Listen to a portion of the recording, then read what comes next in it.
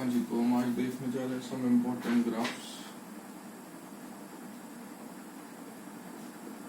ठीक है, इतना कुछ खास नहीं है, ये सिंपली ग्राफ्स हैं जो आप जानते ही होंगे। y equal to M x plus C के बीच में ग्राफ कैसा होता है, y इक्वल टू के एक्स स्क्वायर की लाइन कैसे जाती है। ठीक है, स्टिल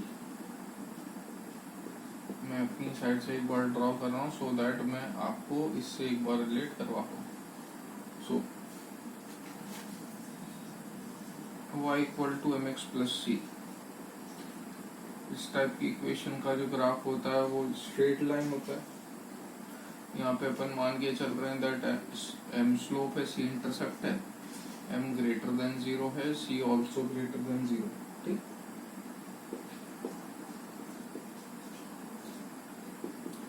इसलिए ओरिजिन से पास नहीं करना। Next we will talk about y equal to M x. ये है straight line passing through origin. जैसा कि आप देख सकते हैं ये है स्लोप और स्लोप कंटिन्यूसली बढ़े जा रही है, means m is greater than 0। Next y equal to M x plus c type का ही ग्राफ है, लेकिन ग्राफ जो है वो कुछ इस तरीके का है। यहाँ से आप देख सकते हैं कि इसका इंटरसेप्ट जरूर पॉजिटिव है, लेकिन स्लोप नेगेटिव। और एक लास्ट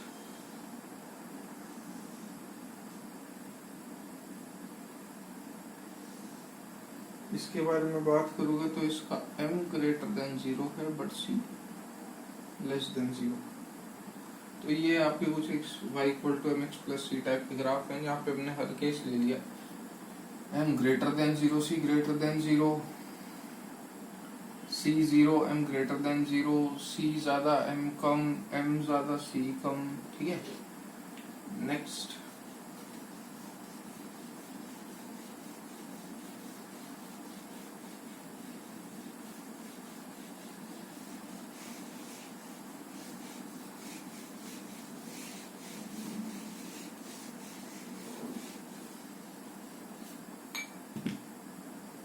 y इक्वल टू के एक्स स्क्वायर। ठीक है, ये जो ग्राफ होता है ये पैराबोला का होता है। उम्मीद करता हूँ जो मैथ्स के स्टूडेंट है वो समझते हों। अगर ग्राफ कुछ ऐसा है इसका मतलब k ग्रेटर देन 0 है। अगर ग्राफ कुछ ऐसा है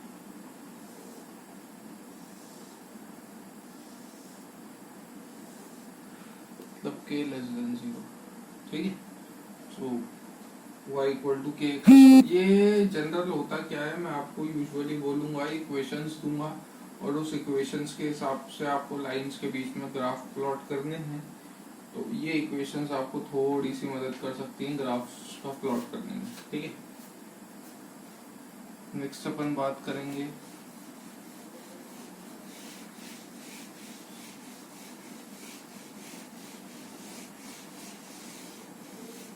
x y equal to constant की।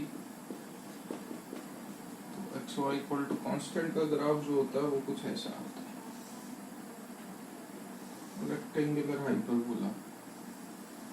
ठीक है, तो ये कुछ एक ग्राफ्स हैं जो आपको पता होने चाहिए। Now we will talk about laws of ideal gas. यहाँ से आपका मेन गैसेस स्टेट चालू होता है। ग्राफ ये जरूर ड्रॉ करिएगा क्योंकि मैं आगे जाके रेफरेंस दूंगा आपको।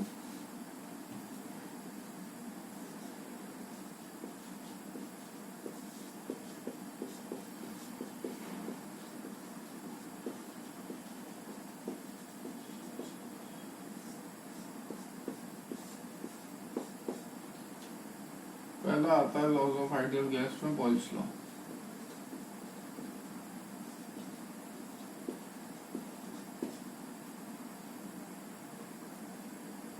आइडियल गैस के लिए ये लॉज वैलिड है, ध्यान रखिएगा। रियल गैस का कोई तामझाम नहीं। वो क्या बोलता है यहाँ पे, एक बात ध्यान रखिएगा, जो चीज कांस्टेंट होती है वो होती है टेम्परेचर। आप एक इक्वेशन फेस करोगे पीवी इक्वल टू एनआरटी। अब इसमें प्रेशर, वॉल्यूम और टेम्परेचर के बारे में यूजुअली बात होती है। आपको इन तीन में से कभी भी किन्हीं दो में रिलेशन निकालना है तो तीसरा आपको कांस्टेंट रखना ही पड़ेगा, तभी ये आइडियल गैस की इक्वेशन फॉलो कर पाएगा। जैसे सॉरी, अगर आपको प्रेशर और वॉल्यूम में रिलेशन निकालना है तो आपको टेम्परेचर कांस्टेंट रखना पड़ेगा। अगर आपको प्रेशर टेम्परेचर में रिलेशन निकालना है तो वॉल्यूम कांस्टेंट रखना पड़ेगा। वॉल्यूम टेम्परेचर में रिलेशन निकालना है तो प्रेशर कांस्टेंट रखना पड़ेगा, और उस बेसिस पे आपको आपका रिलेशन डिराइव करना पड़ेगा। ठीक है, तो यहाँ पे बॉयल्स लॉ में अपन टेम्परेचर कांस्टेंट रखते हैं। एन क्या होते हैं? मोल्स, और मोल्स क्या होता है एक्चुअल में? अमाउंट। भाई moles equal to 8 by molar mass सुना होगा। अब मोलर मास चाहे कितना ही ले लो वाटर, 1 किलो वाटर लो चाहे 1 ग्राम वाटर लो, वाटर का मोलर मास तो फिक्स ही है 18, वेट ही तो चेंज कर रहे हैं।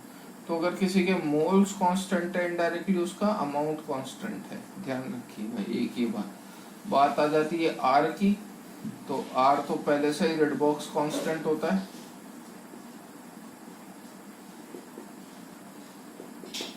ठीक है, ये तो पहले से ही कांस्टेंट है, वैल्यू इसकी फिक्स है, या तो 8.314 होगी या फिर 0.082 होगी। किस केस में क्या होगी वो थोड़ी देर में बात करते हैं। ठीक है, खैर बॉयल्स लॉ क्या बोलता है? For a fixed mass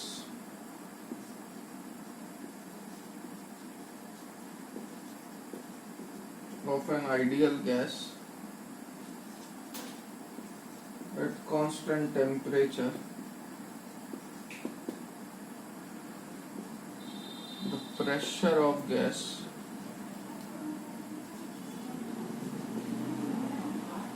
is inversely proportional to its volume। ठीक है, एक समझ लो ढंग से, बाकी सारा अपने आप समझ में आ जाएगा। For a fixed mass of ideal gas at constant pressure, pressure of gas is inversely proportional to volume. PV equal to nRT है भैया। आपने टेम्परेचर फिक्स कर दिया, फिक्स्ड मास मतलब मोल्स फिक्स है, आर तो पहले से ही फिक्स है, वैल्यू उन दोनों में से एक ही होनी है। तो moles fix, R fix, temperature fix, तो पीवी इनडायरेक्टली कांस्टेंट हो गया। ठीक है, तो ये क्या कहना चाह रहा है भैया कि अगर पी वी बराबर कांस्टेंट है तो प्रेशर और वॉल्यूम कैसा रिलेशन शो करेंगे? इनवर्सली प्रोपोर्शनलिटी साइन हटाओगे तो एक कांस्टेंट जनरेट होगा, P equal to k by V, sorry, या P V equal to k, या P V equal to constant. ठीक है, अब अगर मैं अभी बता रहा हूँ, आगे और इलेबोरेट करेंगे। पीवी इक्वल टू कांस्टेंट, और कांस्टेंट माने कि के। अब अगर मैं सपोज आपसे पूछ लूँ ये के किस पे डिपेंड कर रहा है? भैया मास तो कांस्टेंट है, आर भी कांस्टेंट है, तो के किसकी वजह से चेंज होगा? टेम्परेचर की वजह से। कांस्टेंट है बट समझो जैसे के की वैल्यू T1 टेम्परेचर पर कुछ है, तो K की वैल्यू T2 टेम्परेचर पर कुछ और होगी, मतलब टेम्परेचर चेंज करने से K चेंज होगा और रहेगा कांस्टेंट ही। जैसे कोई ग्राफ, कोई ऐसा प्लॉट हो रहा है T1 टेम्परेचर पे, तो वही T2 टेम्परेचर पे ग्राफ तो ऐसा ही प्लॉट होगा, लेकिन उसके ऊपर या उसके नीचे। खैर आगे की बात है, वो अभी नहीं बात करेंगे अपन। अभी फिलहाल होपफुली आपको इतना समझ में आता होगा, पीवी इक्वल टू के, बॉयल्स लॉ से इतना ही बोलते हैं। ठीक है, तो नेक्स्ट अगर अपन इसकी बात करें, इफ पीवी इक्वल टू के कांस्टेंट है तो इसके लिए फॉर्मूला क्या बन जाएगा भैया? P1V1 बराबर P2V2। चीजें ध्यान से सुन लेना क्या होती है P1V1 P2V2। P1 initial pressure होता है, V1 initial volume, P2 final pressure होता है, V2 फाइनल वॉल्यूम होती है। ठीक है, थोड़े बहुत ग्राफ्स हैं इसमें, वो ग्राफ देख लीजिए।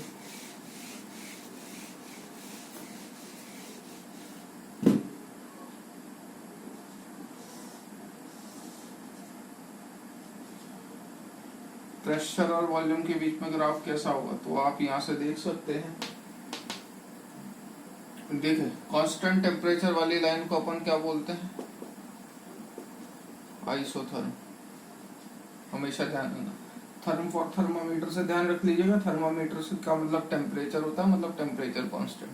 प्रेशर और वॉल्यूम किस टाइप का ग्राफ है ये, तो जिस जगह जो है वो रख दो, P कौन सी एक्सिस पे, Y पे, V कौन सी एक्सिस पे, X पे, तो ये x y equal to constant type का ग्राफ है। कैसा आया था, थोड़ी देर पहले ग्राफ बनाया था कुछ इस तरीके का। मैं आपसे प्रेशर और 1/v में ग्राफ पूछ लूं, तो अभी थोड़ी देर पहले देखा था that pressure is inversely proportional to v but it is directly proportional to 1/v। Pressure 1/v के डायरेक्टली प्रोपोर्शनल है, वॉल्यूम के इनवर्सली प्रोपोर्शनल है। तो डायरेक्टली प्रोपोर्शनल है तो ग्राफ कैसा आएगा, straight line.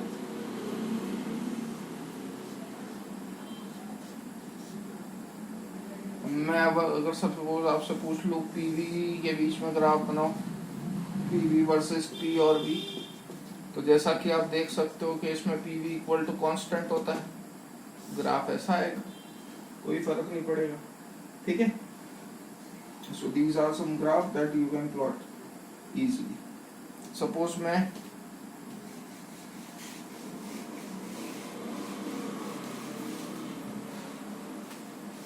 P by V और 1/v के बीच में ग्राफ बनाना चाहूँ तो कैसे बनाओगे, दिमाग से बनाओ, कुछ नहीं है, जो एक्सेस है वही पुट कर दें, आंसर आ जाएगा। आप क्या जानते हो, P V equal to constant है, लेकिन मुझे यहाँ पे क्या चाहिए, पी बाय वी चाहिए। क्या मुझे यहाँ पे पी बाय वी ऑब्टेन हो पा रहा है, नहीं। तो पी वी इक्वल टू क्या होता है, तो ऑब्टेन करो। कैसे ऑब्टेन करोगे, दोनों साइड वी स्क्वायर से डिवाइड कर देता हूँ, क्योंकि नीचे वी चाहिए ना। तो P V by V square बराबर के बाय वी स्क्वायर, तो ये वी से वी कैंसिल हो गया, पी वी बाय वी बराबर के बाय वी स्क्वायर आ गया आपका line, sorry P by V बराबर के बाय वी स्क्वायर। तो किस तरीके का ग्राफ है ये वाई एक्सिस पे था, तो वाई इक्वल टू के, एक्स पे क्या था 1/v, आपको क्या रहा 1/v स्क्वायर, मतलब ये वाई इक्वल टू के एक्स स्क्वायर टाइप का ग्राफ है। लाइन कैसी होती थी इसकी, पैराबोलिक आइसोथर्म, ठीक है, इसलिए मैंने बोला था ग्राफ याद रखना। चलिए from here will continue in the next class.